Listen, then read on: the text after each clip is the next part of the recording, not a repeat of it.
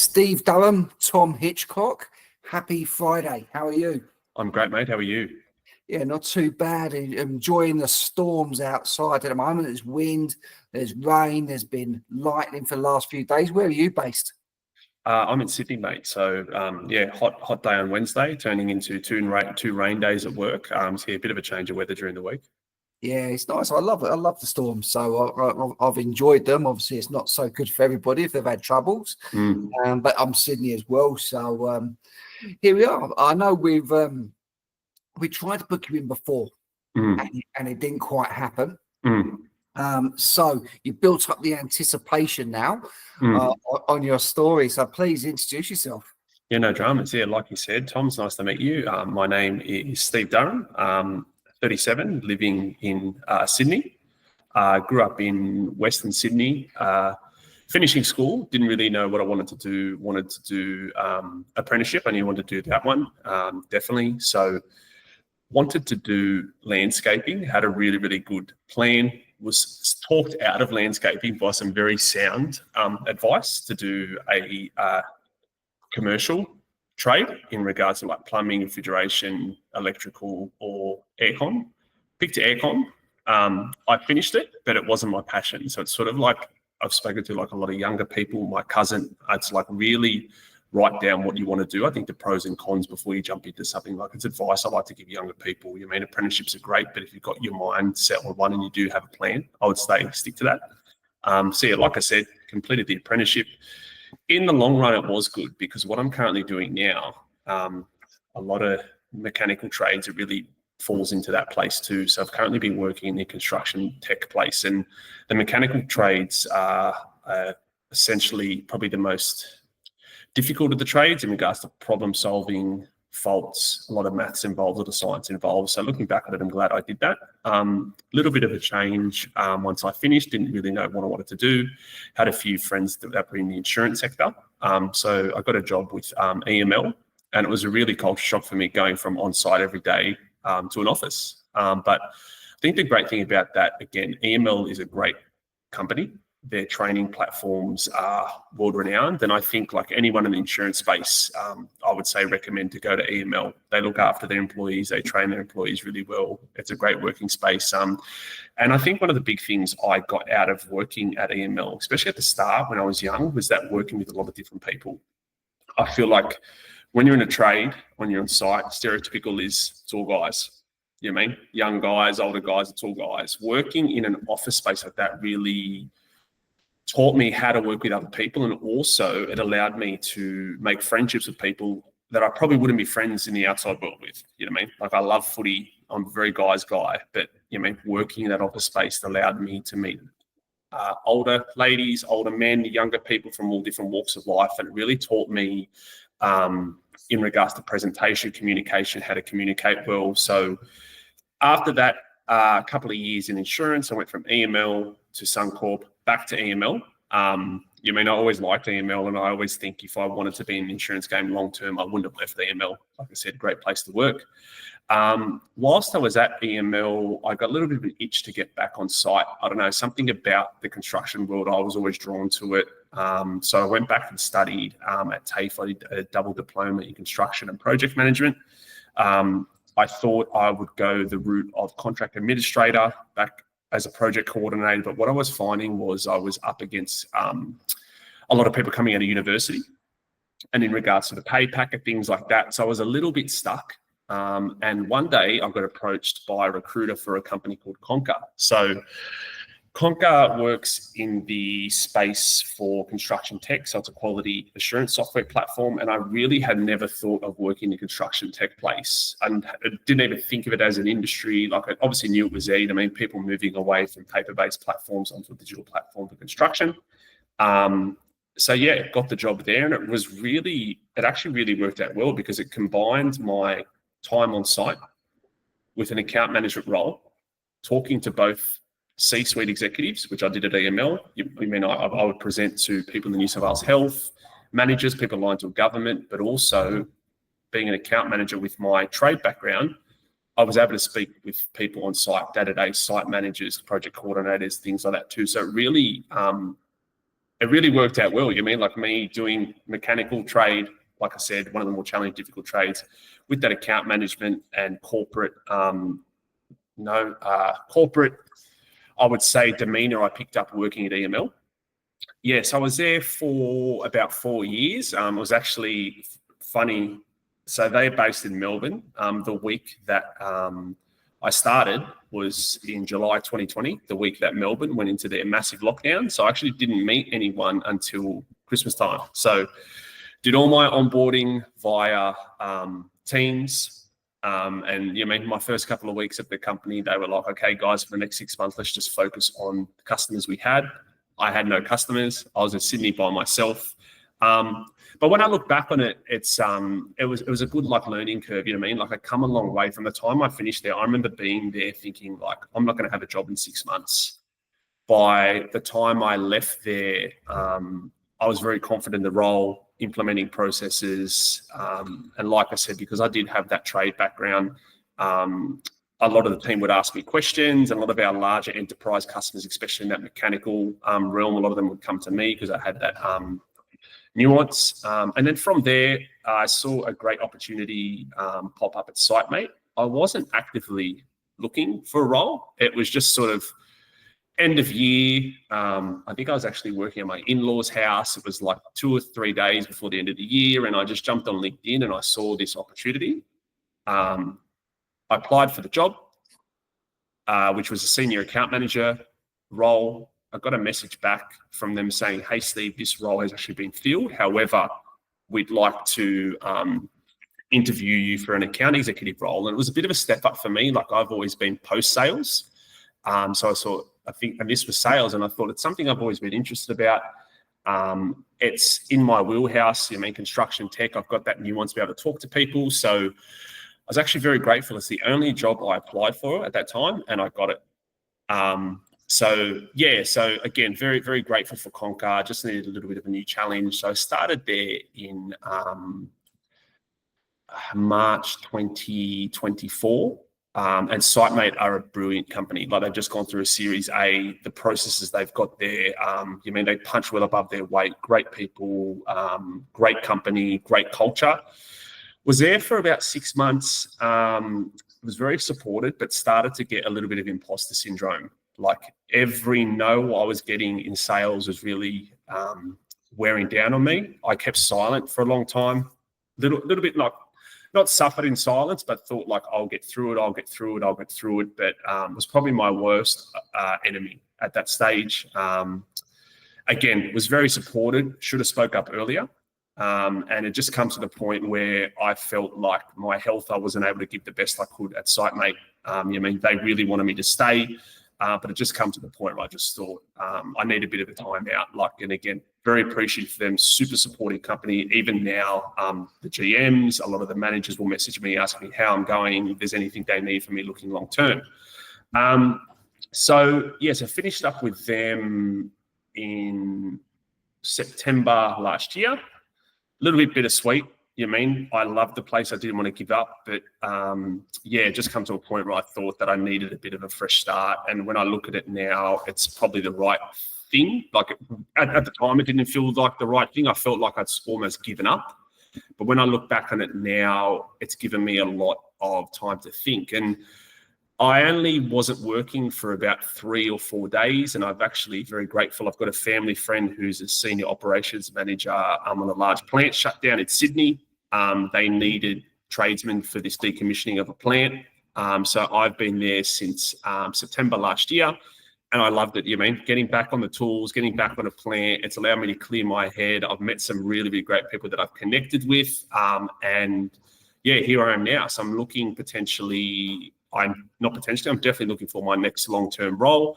Want to move back into construction tech space, but more in a role that aligns with my skill set. I think my skill set is best at the moment. I can see myself definitely trying sales again. It's something I really want to nail because I like the human side of it. I like helping people in that sense. And I think something that I learned at SiteMate, which I value a lot, is that they took away the discussions about sales and they're more focused on helping people. We're a platform to help people. And I really like that side of it. So I definitely think it's something long-term that I'd want to get back into. But for the meantime, I see myself in that post-sales role, and I really enjoy it. I like mentoring people at Conquer, new account managers that started. When I left Conquer, I was a regional manager, so I looked after a few BDMs, a few account managers, and I really like that side of it, at coaching people, and I really like, again, helping the customers. So that's where I see my skill set, like account management, customer success in those roles. So yeah, that's me in a nutshell and where I currently am. Okay, all right. I always find it interesting when I ask people that question, because sometimes people go into the personal, some people go into the professional. Yeah. Yours has been mostly professional, but there's maybe had a personal in there, which is nice. If it's okay with you, I'm going to give you a nickname, if you don't mind. And it's coming from a good place, but I'm going to call you the Tornado. Okay. The reason for it is because the way you described your journey so far, your career, there's been a lot of things happening. Okay? You've gone from one sector to another, one set of skill, job purpose to another, and you've gone round and round and round. And what you've done is, from one turn to another, you've done skills acquisition. And each of it's benefited each other. You know, Yes. There's been moments in your career where you probably questioned your decision making. You've had imposter syndrome. You've had challenges. You've maybe quizzed, why have I left here, and hence why you've gone back. So at the time, you probably had a lot of self-doubt and momentary regrets. Okay. Yeah, a little bit. Yeah, at times. Yeah, definitely. But in the bigger picture, your emotional intelligence kicked in. It's all made sense. You've seen the positive. It's almost like everything's played out on purpose. Yeah, when I think in the moment, sometimes it doesn't feel like that. But when you look back at things, how things have lined up, those exactly, you're spot on. Those sort of steps have helped me to where I am today. And it probably has alluded towards you having a mentoring capability, a fondness towards that, because you probably needed some of that yourself at some point. Definitely, yeah. I think I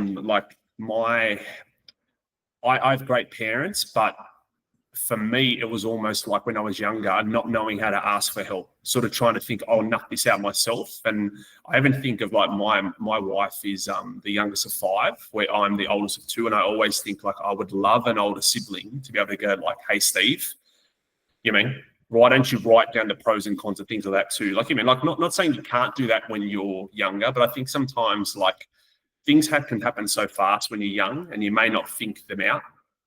And I think like having that intelligence now to go like, why am I making this decision? It's because of A, B, and C. What do I want? What does it align to?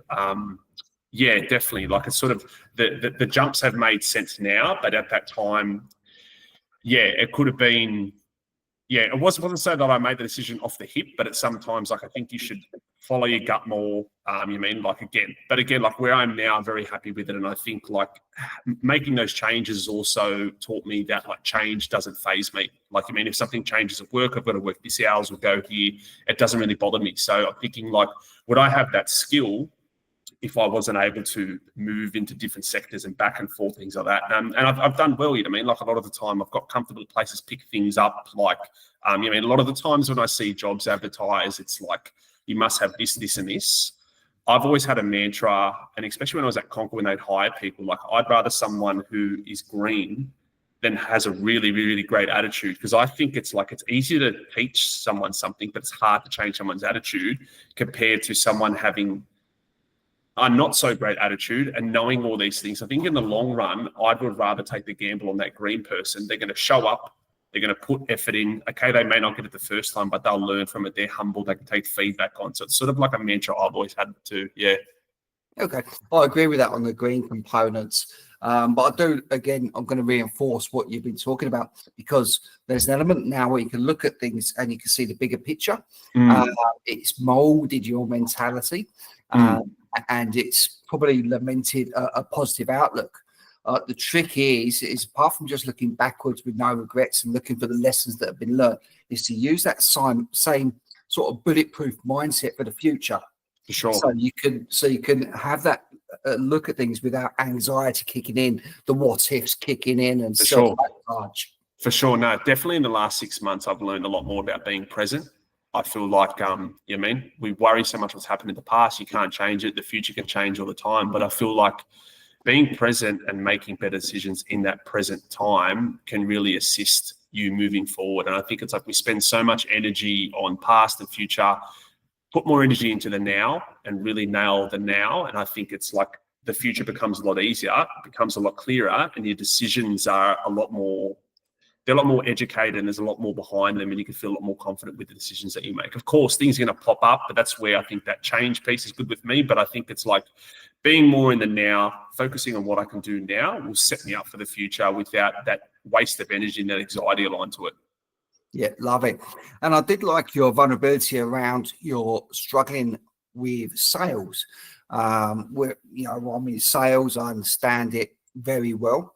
I don't like the stereotypical salesperson, because that's where people lock horns and things no progress is made. But people are in sales a lot more than they realize. Just by making a friend for the first time, a 5-minute friend, they say hello, even by when the person who takes your coffee order, sales there, how much people like you. Do they want to see you again? Have you put a smile on their face? Okay, we were all in sales, but people do cut off with that. And so when people need to add sales to part of their responsibilities, they freeze, they stall, it affects them, they weather a rejection, they really take it on, and they take that one rejection onto the next person and carry that rejection over, so it gets close to impossible to do sales because it snowballs, That's exactly how I felt. Like, it sort of racked my brain, because I'm someone who, it's funny, like, I have suffered from anxiety, but I'm someone that has zero social anxiety. Like, I have zero social anxiety. Not that I need to be the loudest in the room at all, but I don't have any hesitation going up to someone to introduce myself and things like that too. So it was a little bit of like a catch-22 with me. I'm like, how can I use my persona and my personality, and why isn't it working in this space? And exactly like you said, every no I got sort of snowballed, and it was sort of, again, another catch-22, because I felt no pressure at all from SiteMate, but I felt so much pressure on myself. Even when I brought up my issues and how I felt, like, the leadership team at SiteMate are impeccable, and it's like, Steve, you're doing the right things, it'll happen. But I just put so much onus on myself. And again, it's that catch-22. It's like, how can a business show so much support and I don't feel good with myself? Well, you hear these horror stories of people, how businesses treat them. I never went through that. So it's like, I just couldn't put the pieces together to go like, yes, this didn't happen. Don't carry that negativity into the next sale and things like that too. But it is challenging. It's sort of something where, and I think it's very different with this new role I'm in, because it's so physical. You work harder, you get more results. Where sometimes in sales, the harder you work, the less progress you get. I wasn't working smarter. I wasn't working smarter. I was treating every single deal the same, no matter the size, things like that too. So it's like, allowed me to step away from it and think like, work smarter. Sometimes working harder. Just because you're ringing people doesn't mean that you're going to get the sales and things like that too. So it's taking a step back, and it's really like allowing me to focus on like moving forward. Like I said, I would like to get back into it because I think that I would enjoy it. It's something where you can always learn and always build and always keep learning. It's something that I would want to do long term. I think I've come across your type of personality in sales before, and I've seen lots of people that have really struggled for a sustainable period of time, and in I'd say 99% of cases, I've been able to crack that nut and then just let it all come to life, and it's wonderful to see it happen, because it's not about the transactions or the sales, it's about the personal growth. And when the penny drops, that individual and their own little style comes out, it's wonderful. With your style, as you said, you've got zero social anxiety, so you're quite happy to meet and greet, podcast, have that communication, and you're happy with that because it's easy. It's easy because you're just being you. Okay, there's no act needed. You don't need to act professional. You don't need to act whatever the social circumstance allows. The moment you give that a title, okay, then you feel you need to. You need to be a professional. You need to do what needs to be done. You need to tick that box, if you like. And that's where the self-sabotaging kicks in, because you're not being yourself and you automatically put pressure on yourself. Okay? So my tip to yourself, just by listening to you, I might be wrong, I don't think I am, is when you go to do sales in any which way, shape or form, is just be true to yourself and just ooze authenticity. You know? Just be that person you are with zero social anxiety and just keep doing what you do. That company previously had backed you, so they've seen that already. The only thing that stopped it was yourself. But it's very much so. You were acting. You're trying to be something that you wasn't. Yeah, I just got in that negative feedback loop, and it just, like I said, I can't. It's a weird scenario. Like, I've never felt so supported by a whole company. Like, the company's brilliant. You know what I mean? It was sort of like that. I just wasn't backing myself. And at the end of the day, you can have all the processes in place, all the help you can, but it's what I've learned is like to back yourself. And like, I'm doing things now to get that confidence back. It's all headspace. I mean, I think it's like I don't live a bad life. I haven't gone through trauma, anything like that. It's just like not backing myself in that moment, just really snowballed. Yeah. And I think it's good. I think it's commendable, because this one's still a bit of a loose end in your story. So I'm going to keep citing. So sorry, hopefully you don't mind it. No, not at all. But you've gone around, you've had your trials and tribulations. This one's a challenge which is still open. And I like about it is a challenge which you're like, well, actually, you know what? That one didn't bode so well for me. There's nothing negative there, but this isn't the end of that. I'm going to go back into it and I'm going to fix that up. I'm going to tick that one off. For sure. And I think like me jumping back into work straight away, like I said, like I wasn't sitting at home for weeks and weeks and weeks. I'm like, I'm going to jump back into this decommissioning work. I can look for stuff long-term as it is, but I've actually enjoyed the work. Like, it's hard work. You know what I mean? I'm out in the sun, I'm out in the wind, like sales out in the wind and stuff like that. I've met people, it's doing something different, and it hasn't stopped me from looking something long-term. And I think it's allowed me a little bit of time to think, you know what I mean? It's sort of like, you can go to this job and not talk to someone all day if you really didn't want to, but you still get the job done. You know what I mean? You've still got to pull cables, you've still got to climb on top of things, you've still got to get under things. And it's great to speak to people, but if you were someone that didn't, you didn't have to. So it's sort of like allowed me days where I didn't feel like talking to people. I can still get the job done. I'm still recognized for it. And again, met some really great people there also. Okay. All right. So we're drawing near an end now, but if I was to ask you to encompass your whole journey in one great big situation. Okay. So let's just take a sort of a cross section of it now. If you sum it up to give advice to someone else who's listening to this right now, how would you sum up that advice? I would just say two things, like 100% back yourself, like back yourself all the time. No matter if you're going through things, if there's challenges, if work's tough, if life is tough, it's like anything you're going through is a period. And that's something that I've definitely learned about. And also, I think it's like, don't be afraid of change. I think it's like the more energy you put into worrying about change, it's going to happen anyway. Get on board with it, just roll with it. And again, it's just a period. Once that change period's over, it's business as usual. Love it. I appreciate that. And that's come from lived experience. So that's the best advice you can get. And people now know your story. Anybody listening to this and loves your story, wants to work with you in some capacity, how should they make contact with you, Steve? I can provide my email address and also my phone number, or again, just message me on LinkedIn. I'm always on LinkedIn having a look. So yeah, definitely contactable and always up for a chat. Okay. So what I'd recommend is when we publish this, put your contact details in the comments below, and then I'm sure you're like queues of people coming up trying to make contact with you. Sounds good. All right, brilliant. Well, listen, thanks a lot for your time and sharing your story. We do appreciate it. Thanks, Tom. Thank you for watching this episode. I hope that you did enjoy it, had lots of takeaways from it. As before, please subscribe below so you can keep on top of any new releases we have.